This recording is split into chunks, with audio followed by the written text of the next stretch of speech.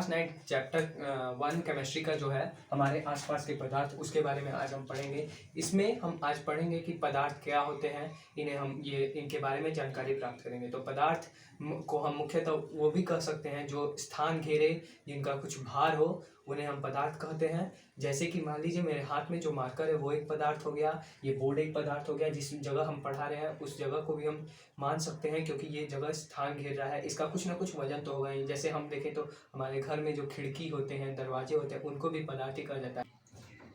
पदार्थों को लेकर मुख्यतः दो प्रकार की विचारधारा थी। पहली विचारधारा में वैज्ञानिक मानते थे कि पदार्थ लकड़ियों की तरह सतत होती है, परंतु एक अन्य विचारधारा यह भी थी कि पदार्थ रेत के कणों की तरह होती है। तो आज हम जानेंगे कि पदार्थ के मुख्यतः कितने भाग होते हैं। पदार्थ के जो कण हैं उनके बारे में हम पूर्ण जानकारी प्राप्त करने से पहले कुछ बेसिक्स को जान लेते हैं। जैसे वॉल्यूम एक होता है, वॉल्यूम को हिंदी में आयतन कहते हैं।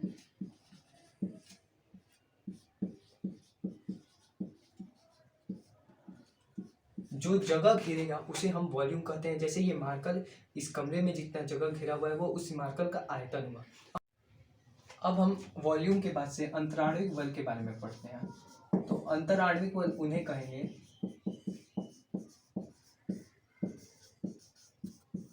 अंतराणविक बल बेसिकली उनको कहते हैं जैसे कि कोई एक पदार्थ है, उनके एटम्स के बीच में जो आकर्षण बल होता है उसे अंतराणविक बल कहते हैं। जैसे मान लीजिए ये एक पदार्थ है, इनके एटम्स जो होंगे उनके बीच में जो आकर्षण बल होगा उसे हम अंतराणविक बल भी कहते हैं। आयतन और अंतराणविक बल के बाद हम अंतराणविक स्थान के बारे में पढ़ते हैं। पदार्थ के कणों के बीच की दूरी को हम अंतराणविक स्थान के रूप में भी बोल सकते हैं। अर्थात पदार्थ के कणों के बीच की दूरी को अंतराणविक स्थान कहते हैं। अब जैसे कि मान लीजिए अलग अलग भौतिक राशियों में अंतराणविक स्थान अलग अलग भी हो सकता है।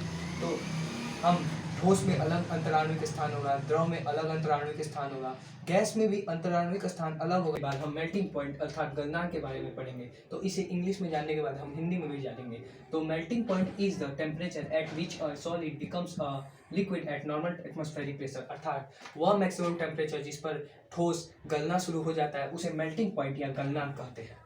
मेल्टिंग पॉइंट के बाद हम बॉइलिंग पॉइंट के बारे में पढ़ेंगे, जिसको क्वथनांक भी कहते हैं। अब इनको पढ़ते हैं। Temperature at which the vapour pressure of the liquids equals the pressure surrounding the liquid and liquid change to vapour.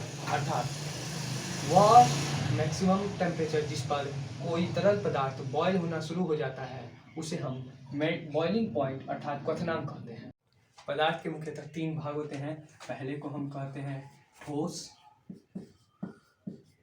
दूसरे को कहते हैं हम द्रव और तीसरे को कहते हैं हम लोग गैस। तो हम पहले पढ़ेंगे ठोस के बारे में, फिर द्रव के बारे में और अंतिम में गैस के बारे में। ठोस को सॉलिड कहते हैं, द्रव को लिक्विड कहते हैं और गैस को गैस ही कहते हैं।